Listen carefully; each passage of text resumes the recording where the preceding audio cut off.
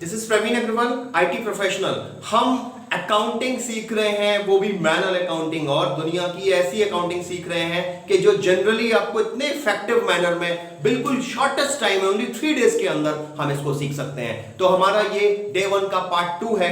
हम इसमें सीखेंगे लेजर्स को कैसे बनाते हैं। अभी प्रीवियस चैनल में प्रीवियस हमारा वीडियो था, इसमें हमने देखा था कि हम अकाउंटिंग में सबसे पहले जो जर्नल एंट्रीज बनाते हैं, वो जर्नल एंट्रीज को हम किस टाइप से लिखते हैं, उसका बनाने का तरीका क्या होता है, कौन सी चीज को हम डेबिट करते हैं और कौन सी चीज को क्रेडिट करते हैं। ये पूरा हमने एक ट्रिक मेथड सीखा था, जिसके अंदर हमारे अभी जो पिछला वीडियो है उसमें हमने कंप्लीट सीखा। इसमें हम लेजर्स को सीखेंगे कि खाते अर्थात लेजर्स को हम कैसे बनाते हैं। हम इसको कंप्लीटली 1 बाय 1 सीखेंगे, और आपसे मैं पिछले वीडियो में भी बता चुका हूं, आप नोटबुक और पेन लेकर बैठिए, जिससे आपको प्रॉपर चीज बहुत अच्छे से क्लियर हो जाए।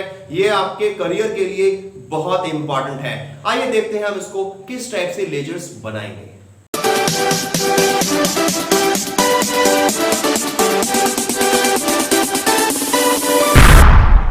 हाँ, तो अब हम लेजर्स के बारे में आज चर्चा करेंगे। कंप्लीटली लेजर्स जर्नल एंट्री की हेल्प से कैसे बनाए जाएंगे। तो अभी मैंने आपको बताया था पिछले वीडियो में कि उसका जो लास्ट मैंने आपको एक्सरसाइज करने को दिया था, आई थिंक आप सभी लोगों ने कर लिया होगा। उसका हमारी बात हुई थी कि इस वीडियो में हम अपना इसका आंसर बताएंगे, ये सॉल्व करके कि एग्जैक्टली कैसे बना। मैं आपको दिखाता हूं कि ये बेसिकली हमारा जो क्वेश्चन था, एंट्रीज जो दी गई थी आपको एक्सरसाइज 3 के अकॉर्डिंग, वो एंट्रीज देखो कुछ इस प्रकार थी। जैसे एक एंट्री आपको दी गई थी कि Rama's start a business using 1 lakh rupees cash, your entry is a cash account debit to Rama's capital. Same ऐसे ही open a bank account in SBI 40,000 rupees की जो एंट्री थी, वो आपकी एंट्री अकॉर्डिंग टू दैट, अगर आप ध्यान से देखें तो SBI account debit to cash account. तो एसबीआई में आपने अकाउंट ओपन किया यूजिंग 40,000 रुपीज, और इस टाइप से आपकी सेकेंड एंट्री हो जाएगी। आप लोग अपनी एंट्रीज को मैच करते रहिएगा। थर्ड एंट्री थी हमारी गुड्स परचेज्ड, ये कैश एंट्री थी बेसिकली, तो इसलिए हमने आपको एक चीज बताई थी, क्या आया। आपको ये बात ध्यान रखनी है हमेशा, क्या आया। अगर आप इस कॉन्सेप्ट को अपने माइंड में लेके चलेंगे, इस क्वेश्चन को अपने आप से पूछते रहेंगे, तो ऑटोमेटिकली आपको एंट्री सॉल्व करना आ जाएगा। तो मेरी एंट्री थी गुड्स परचेज, तो अब क्या आया, इट मींस परचेज। तो आपकी एंट्री बनेगी purchase account debit to cash. Same इसी प्रकार अगर हम बात करते हैं, हमारी नेक्स्ट एंट्री थी गुड्स सोल्ड टू रवि, तो एंट्री बनेगी Ravi's account debit to sales. Clear. अब आगे की 3 एंट्रीज हैं, मैं आप लोगों के लिए 30 सेकेंड्स दे रहा हूं, आप इसको मैच करिए। एक बार देखिए ध्यान से।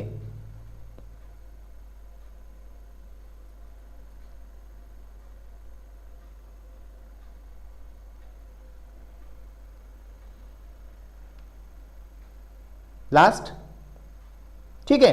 अब इसके बाद हम देखते हैं, जैसे हमारी cash account debit to commission entry थी हमारी कमीशन, ये रिसिप्ट, तो cash account debit to commission.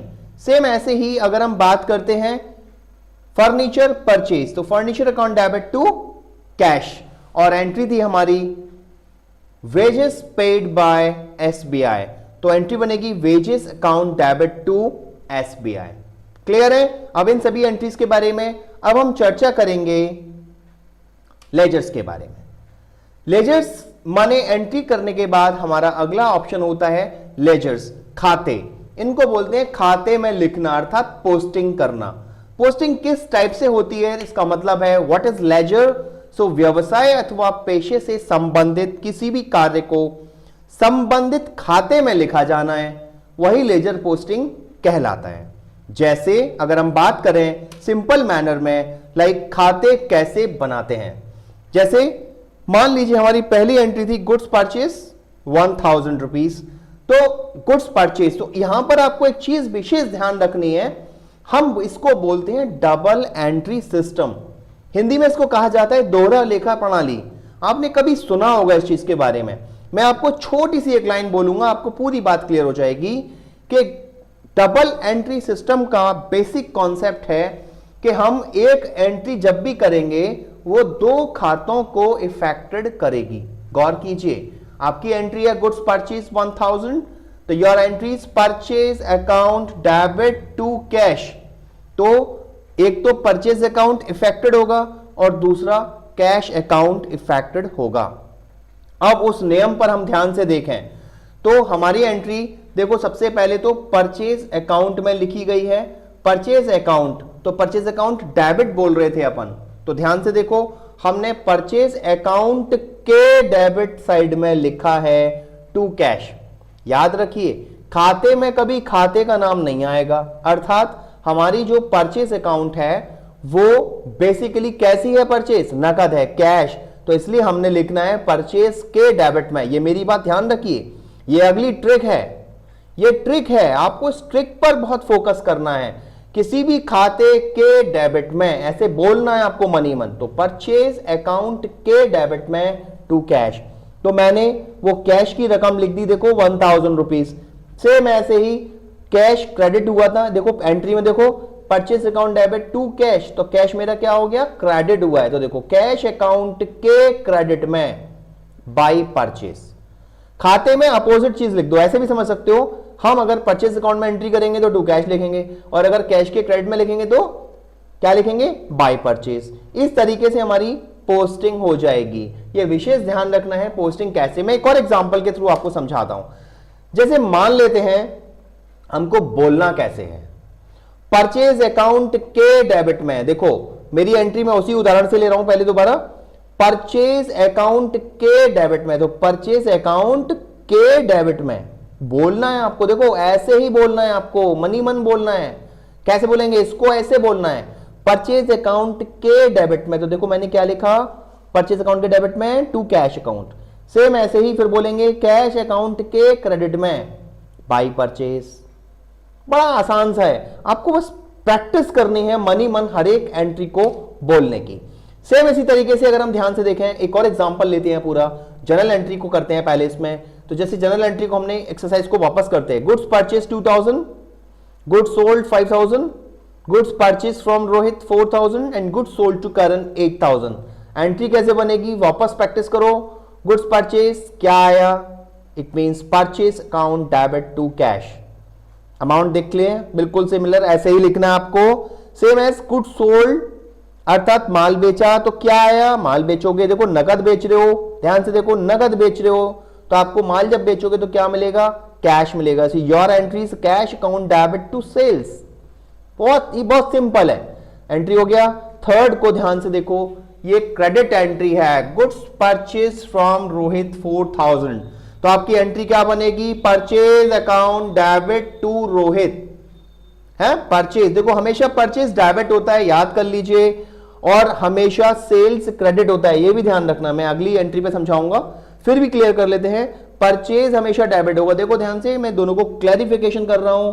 Purchase नगद किया था तब भी डेबिट है, और परचेज देखो उधार किया है, माने रोहित से खरीदा है तब भी डेबिट है। हमें ध्यान रखना है अगर कैश होगा तो क्रेडिट हो जाएगा, अन्यथा कैश अकाउंट की जगह देखो क्या लिखा है, रोहित का नाम आ जाएगा, तो purchase account debit to Rohit बराबर। ऐसे एक और एग्जांपल लेते, गुड सोल्ड टू करण, माने करण आए माल ले गए, अर्थात हमने करण को माल बेचा, तो आपकी एंट्री क्या बनेगी, Karan's account debit to sales. It's a very quite simple, ये बहुत ध्यान से आपको देखना है। इस एंट्री में करण आया माल ले गया, करण को डेबिट किया, सेल्स को क्रेडिट किया। याद करो, एक और चीज क्लियर करो कि आपको एंट्री करते समय देखो नगद एंट्री थी तो मैंने सेल्स क्रेडिट किया है, क्लियर हो रहा है आपको।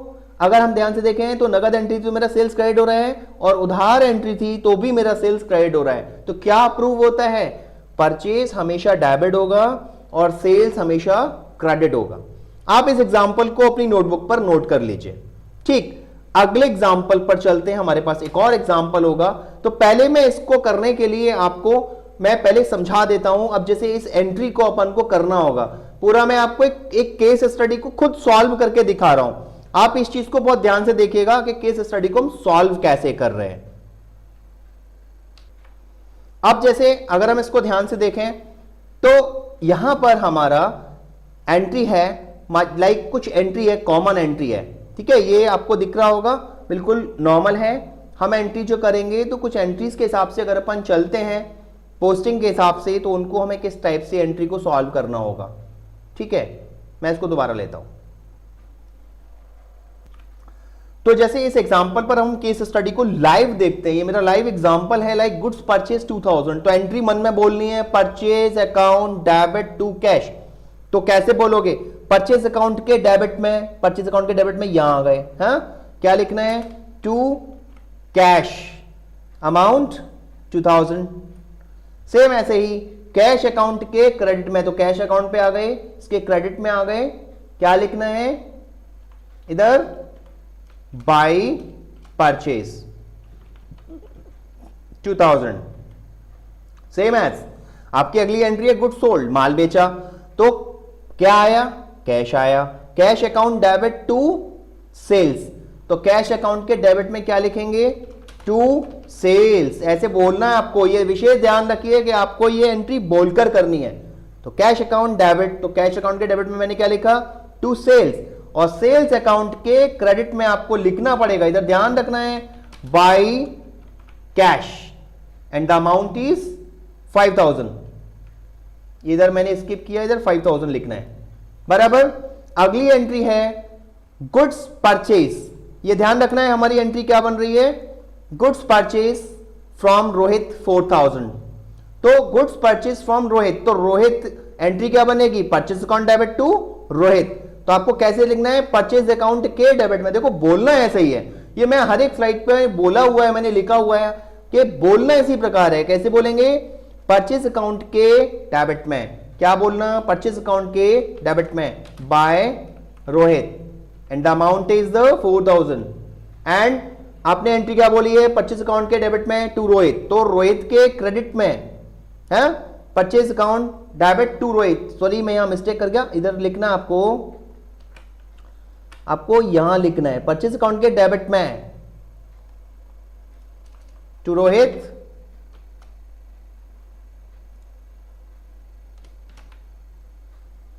अमाउंट इज 4000, इधर से हटा देते हैं, हाँ। तो परचेज अकाउंट के डेबिट में टू रोहित, और रोहित के क्रेडिट में आपको लिखना होगा, क्या लिखना है, ध्यान करो क्या चीज रह गई अभी हमारी, परचेज। तो बाई परचेज, रोहित के क्रेडिट में लिखना होगा by purchase, amount is 4000। Clear, आप ये 3 एंट्री कर चुके। ऐसी 4th एंट्री है गुड्स सोल्ड टू करण 8000। तो एंट्री है गुड्स सोल्ड टू करण, क्या आया, पहले माइंड सेट करो, करण आया, माने Karan's account debit to sales. तो आपको एंट्री कैसे बोलनी है, करण के डेबिट में to sales amount is 8000 and sales के क्रेडिट में लिखना पड़ेगा, सेल्स के क्रेडिट में बाय, क्योंकि एंट्री है करंस डेबिट टू सेल्स, तो करण के डेबिट में टू सेल्स और सेल्स के क्रेडिट में बाय करण, अमाउंट इज 8000। ऐसे करके आप लोग एक बार इसको ट्राई कर लीजिए। क्लियर है, मैं आपको एक और एग्जांपल के थ्रू समझाता हूं, शायद आपको बहुत अच्छे से उसमें भी इंटरैक्टिव मैनर में समझ में आ जाएगा। ये अभी आपने करके देखा था। अब देखो ये वाला मेरा एग्जांपल है एक्सरसाइज नेक्स्ट में, मशीनरी परचेज 2000। याद कीजिए ये मैंने प्रीवियस वीडियो में भी समझाया था, अगर कोई असेट्स परचेज करोगे बिजनेस यूज के लिए तो वो परचेज नहीं मानी जाएगी, एक्सपेंसेस माना जाएगा। तो देखो एंट्री क्या बन रही है, पहले एंट्री पर चर्चा कर लेते हैं। मशीनरी परचेज, तो क्या आया, ये विशेष ध्यान रखो, क्या आया आपको हमेशा बोलना है अपने मन में। तो मशीन आई, तो आपकी एंट्री बनेगी machinery account debit to cash. चूंकि ये नगद एंट्री है, मैं पैसे देकर मशीन ले आया हूं, खरीदा हुआ है, तो my entry is machinery account debit to cash. ये विशेष ध्यान रखिए, परचेज नहीं बोलना है ना लिखना है। आपने कहीं ऐसे लिख दिया मशीनरी परचेज, ये भी मत लिखिए, आप सिंपली लिखिए machinery account debit to cash. आपको इस एंट्री पे बिल्कुल क्लियर हो जाएगा, machinery account debit to cash 2000 rupees. Clear, my next transaction is good sold. Entry क्या बनेगी, माल आपने बेचा तो कैश आएगा, यानी माल बेचोगे तो क्या आया, पैसा आया, तो आपकी एंट्री बनेगी cash account debit to sales, बराबर। अमाउंट है 5000, same as my third transaction is goods purchase from Ram 4000। Goods purchase माने आपने राम से माल खरीदा, तो आप पे क्या आया? परचेज माल आया। तो देखो एंट्री वही है, परचेज हमेशा डेबिट होता है, मैं आपको बार बार बोल रहा हूं ये वाली बात। तो purchase account debit to Ram 4000 and the next transaction is wages paid 800 rupees. तो आपकी एंट्री क्या बनेगी? Wages account debit to cash, simply entry बनेगी। क्लियर है? अब आप इस चीज को बहुत अच्छे से प्रैक्टिकली देखते हैं। इसको हम इसको लेजर पोस्टिंग कैसे करेंगे, मैं आपको एक और लाइव एग्जांपल देके समझाने वाला हूं। ठीक है, इसको बहुत ध्यान से देखिएगा। देखें, अब ये वाला हमारा एग्जांपल आया, इसमें विशेष ध्यान से देखिए। Entry are same, so my entry is machinery purchase 2000। तो एंट्री क्या बनेगी? Machinery account debit to cash. देखो आपको बोलना कैसे है? मशीनरी अकाउंट के डेबिट में, इधर बोलो मशीनरी अकाउंट के डेबिट में to cash, amount is 2000 rupees and cash account के क्रेडिट में, ये विषय ध्यान रहेगा, कैश अकाउंट के क्रेडिट में by machinery, amount is the 2000 rupees. Same as next, my next transaction is good sold, माल बेचा। तो आपकी एंट्री क्या बनेगी? Cash account debit to sales. तो देखो कैश अकाउंट के डेबिट में लिखोगे टू सेल्स। क्लियर? और मैं आपको एक टिप और बताता हूं, देखो ध्यान से, इधर वाले खर्चों की आएगी, कैश अकाउंट में जो क्रेडिट साइड है उसमें हमेशा खर्चे लिखने हैं, माने जो आपसे पैसा जाएगा वो क्रेडिट साइड में लिखना है। और याद रखो परचेज आएगा, ये विषय ध्यान रखो, परचेज आएगा क्रेडिट साइड में। और इन केस अगर आप कोई भी माल बेचते हो, नकद बेचते हो या आपको पैसे मिलते हैं तो कैश अकाउंट के डेबिट में लिखे जाएंगे। ठीक है, तो according to that my entry like good sold 5000, तो मैंने एंट्री क्या बनानी है? कैश अकाउंट के डेबिट में टू सेल्स और सेल्स अकाउंट के क्रेडिट में लिखना है आपको बाय कैश। कितना अमाउंट है? 5000 बराबर। My next transaction is goods purchase from Ram 4000। तो आपने राम से उधार माल खरीदा है, तो your entry is a purchase account debit to Ram. Entry क्या बनाओगे? परचेज अकाउंट के डेबिट में, परचेज अकाउंट में आ जाओ, इधर है के डेबिट में टू, परचेज अकाउंट के डेबिट में to Ram and the amount is the 4000 rupees. और राम के क्रेडिट में लिखना पड़ेगा, इधर ध्यान रखना है, राम के क्रेडिट में बाय, क्या लिखोगे? Purchase account debit to Ram था, तो परचेज अकाउंट के डेबिट में आपने क्या लिखा है? टू राम। देखो ध्यान से, इधर आपने टू राम लिखा हुआ है, तो राम के क्रेडिट में क्या लिखोगे? By purchase. ये ध्यान रहे, आपको बोलकर करना है। देखो मनी मन ये बार बार प्रैक्टिस करोगे ना, आई एम श्योर, ये बिल्कुल गारंटी है कि आपको अच्छे से क्लियर हो जाएगा। And the next transaction like wages paid, wages account debit to cash. तो वेजेस अकाउंट के डेबिट में लिखना पड़ेगा to cash and the amount is 800 and cash account के क्रेडिट में लिखना पड़ेगा बाई वेजेस। तो देखो अभी मैंने कुछ देर पहले बताया था, कैश अकाउंट में हमेशा यहां खर्चे आने हैं और यहां पर इनकम्स आने हैं। ये विशेष ध्यान रहे, आप इसको मैच कर लीजिए, अच्छे से मैच कर लीजिए। और मैं इसको एक बार और इसका फाइनली, क्योंकि हम आगे अब इसको सीखने वाले हैं, हम लेजर के बैलेंसेस कैसे निकालेंगे। आपके माइंड में ये चीज आ रही होगी, बैलेंसेस सिखाना कैसे होता है। तो जैसे अभी हमने लेजर्स बनाना सीखा, लेजर्स बना रहे थे, हमने ध्यान से देखा कि पर्टिकुलर अलग अलग एक्सरसाइजेस के थ्रू हमने उन लेजर्स को डेवलप किया। लेजर्स को लिखने की जो टेक्निक थी ये मैं आपको पहले ही समझा चुका हूं अपने इसी सेशन में कि किस टाइप से हम खातों में पोस्टिंग करते हैं। लेकिन सबसे इंपॉर्टेंट अब टर्म आता है कि हम किसी भी लेजर का बैलेंस कैसे पता करें। लेजर्स को बैलेंस माने खातों की बाकी कैसे निकाली जाए। अक्सर अगर आपने बिजनेसमैन से सुना होगा कि खातों की बाकी निकालो, या आपने अपनी किसी पार्टी से सुना हो, एक बिजनेसमैन दूसरे बिजनेसमैन से बात कर रहा है कि भैया हमारे खातों की बाकी निकाल दो, या हमारा बैलेंस बता दो, या हमारा खाते का स्टेटस क्या है ये बता दीजिए। ये बेसिकली खातों की बाकी निकालने का एक ट्रैक मेथड होता है, बड़ा आसान सा सिस्टम है। आप हमारे इस कंप्लीट वीडियो को बिल्कुल कॉन्शियसली देखते जाइए, इसमें बिल्कुल इफेक्टिव तरीका हम आपको समझाने वाले हैं अभी आगे इस सेशन में कि कैसे आप किसी भी खाते की बाकी माने बैलेंस को निकाल सकते हैं। देखते हैं। निकालने के लिए हमको ध्यान रखना है कि लेजर के बैलेंसेस किस टाइप से हम फॉलो करेंगे। माने लेजर के बैलेंसेस को हम कैसे निकालते हैं, इसको खातों की बाकी निकालना भी कहा जाता है। खातों की बाकी निकालने के लिए बड़ा आसान सा एक उदाहरण लेके चलते हैं कि अगर मान लो लेजर पोस्टिंग करनी है, तो अभी एक चीज इसको और थोड़ा क्लियर कर लें कि what is ledger balance. General कुछ लोगों के दिमाग में रहता है कि इसका एक डेफिनेशन बेस क्या बनेगा। तो लेजर पोस्टिंग करने के बाद जब भी खाते का बैलेंस जानना चाहते हैं तब हम निम्न प्रकार से निकाल सकते हैं। कैसे निकालेंगे, अब जरा ध्यान से देखते हैं कि एक मैंने केस स्टडी लिया हुआ है लाइव एग्जांपल में। Ram startup business with 2 lakh rupees cash and goods purchase 2000, goods sold 5000। अब सपोज कीजिए कि मेरे पास ये कुछ लेजर्स हो गए। अभी पहले एक माइंडसेट करो कि एक एंट्री पढ़ते समय हमें कौन कौन से लेजर्स की जरूरत पड़ेगी। तो पहला लेजर मेरा बनेगा कि एक तो बनेगा like cash account debit to Ram's capital account, cash account debit to Ram's capital account. और ऐसे ही मेरा एक लेजर बनेगा यहाँ पे गुड्स परचेज, तो purchase account debit to cash, तो इसका मतलब परचेज अकाउंट तो है ही, वो सेम लेजर बनेगा उसी हिसाब से। और ऐसे ही गुड्स सोल्ड है तो cash account debit to sales account बनेगा। अब इसको एंट्री को पोस्टिंग कर लेते हैं। अब जैसे मान लो मैंने पढ़ा ये राम स्टार्ट और ये पूरी चारों एंट्री है। आप ध्यान से देखें, ये मैंने पहले से सॉल्व करा हुआ दिया हुआ है यहां पर कि अलग अलग कैश अकाउंट का स्ट्रक्चर और कैश अकाउंट का बैलेंस यहां पर निकल रहा है।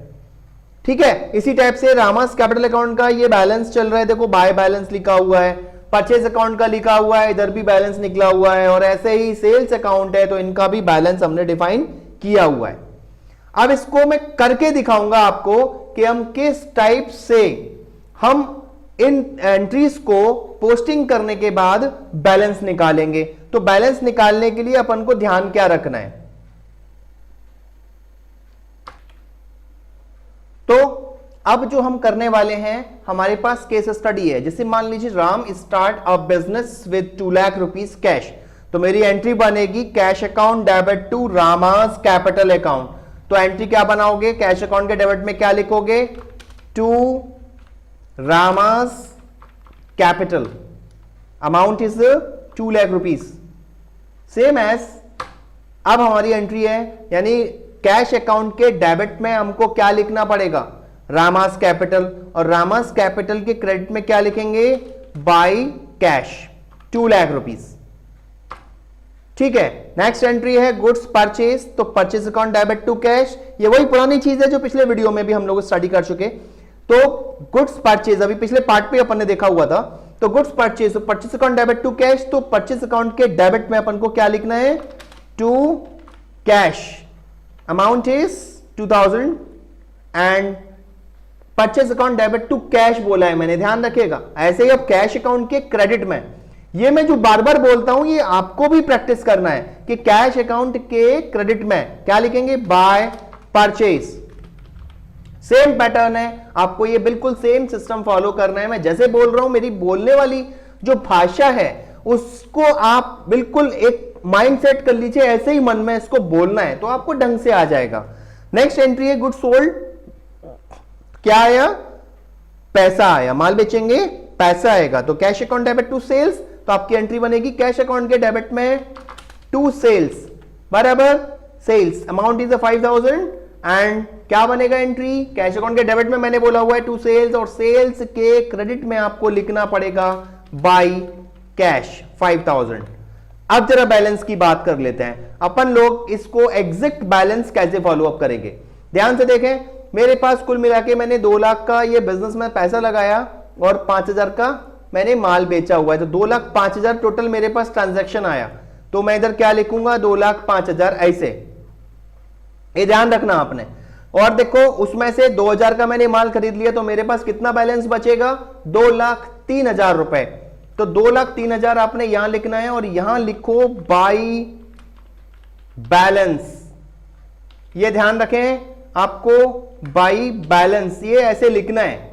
यानी आपका पैसा कितना बचा, टोटल कैश आपके पास 2,03,000 आपके पास बैलेंस बच रहा है, और सेम अमाउंट 2,05,000 ग्रांड टोटल भी लिख देंगे इधर। आपको किसी भी लेजर का सेम फॉर्मेट आपको फॉलो अप करना है। अब जैसे यहां कुछ नहीं है ना, तो यहां सीधा लिखेंगे टू बैलेंस, टू बैलेंस, आपका ओवरऑल बैलेंस कितना, 2 लाख रुपए। सेम ऐसे ही नीचे ग्रांड टोटल भी 2 लाख आ जाएगा, और ऐसे ही इधर भी आपको 2 लाख लिखना है। ऐसे परचेज अकाउंट का आया तो इधर लिखेंगे बाय बैलेंस कितना लिखना, बाय बैलेंस मेरा 2000 टोटल, परचेज कितना हुआ, कुल टोटल 2000 का खरीदा गया है, तो अब इसका ग्रांड टोटल भी देखो नीचे 2000 लिखना है। ऐसे ही सेल्स अकाउंट है तो एंट्री क्या बन रही है, अब इधर सेम है, आपका बैलेंस कितना लिखना अपना, टू बैलेंस कितना 5000। तो जैसे अगर कोई आपसे पूछे कि आपका कुल सेल कितना हुआ, अभी तो एक एक ट्रांजैक्शन है ना, इसलिए एक ही एंट्री आ रही है। सपोज कीजिए कि 10 15 20 ट्रांजैक्शंस होते हैं, उससे ज्यादा होते, तो ओवरऑल टोटल का जो बनेगा वो आपका सेल्स अकाउंट माना जाएगा। तो अभी मेरा सेल्स अकाउंट जो टोटल बन रहा है वो 5000 बन रहा है। सेम ऐसे ही मेरा परचेज का जो बैलेंस है वो मेरा कुल परचेज है, कुल कितना परचेज हुआ 2000। रामास कैपिटल कितनी है 2 लाख रुपए। ऐसे ही कैश का बैलेंस कितना बचा, तो देखो ध्यान से ये आ रहा है बैलेंस। तो आपको यह विशेष ध्यान रखना है कि हम किस टाइप से अपनी एंट्रीज को फॉलो अप करेंगे। तो जैसे अभी आपने देखा कि हम लेजर्स को कैसे बनाते हैं, लेजर्स को बनाने के बाद टोटल पोस्टिंग किस टाइप से करेंगे, और फाइनली हम किसी भी लेजर का बैलेंस कैसे पता करेंगे। ये विशेष बात आप लोग ध्यान रखिए, आपको प्रैक्टिस बहुत करनी है। आपको जो हमारे एक्सरसाइजेस इसमें हम डिफाइन कर रहे हैं, आपने देखा हमारे वीडियोस में कई सारे एक्सरसाइजेस हम बार बार रिपीट कर रहे हैं, और एक्सरसाइजेस को आप नोट कर लीजिए अपनी नोटबुक पर और प्रॉपर उनकी प्रैक्टिस कीजिए। और एक बात, अगर आपको लगता है कि आपको मोर प्रैक्टिस करनी है, फर्दर प्रैक्टिस करनी है, आप हमारे किसी भी सोशल प्लेटफॉर्म पर, चाहे हमारे एफबी या इंस्टाग्राम आईडी पर, आप अपनी रिक्वेस्ट भेजिए। हम आपको इससे भी ज्यादा इंपॉर्टेंट और अच्छे कुछ आपकी केस स्टडीज हम आपको प्रैक्टिस के लिए भेज सकते हैं, जिससे हमें लगता है कि आप उससे और ज्यादा फ्रूटफुल अपना रिजल्ट्स निकाल पाएंगे। तो आपके लिए हम विश करते हैं कि आप हमारे इन वीडियोस के थ्रू बहुत अच्छे से ट्रेनिंग लें, और आई एम श्योर ये गारंटीड है, मैं आपको फिर रिपीट कर रहा हूं, ये गारंटीड है, ये YouTube की हिस्ट्री में अभी तक की ऐसी वीडियोस आपको नहीं मिलेंगी जो फाइनेंशियल अकाउंटिंग आपको बिल्कुल मिनिमम टाइम में केवल 3 दिन के अंदर guaranteed financial accounting, manual accounting सिखाने वाली होगी। So wish you all the best and happy learning.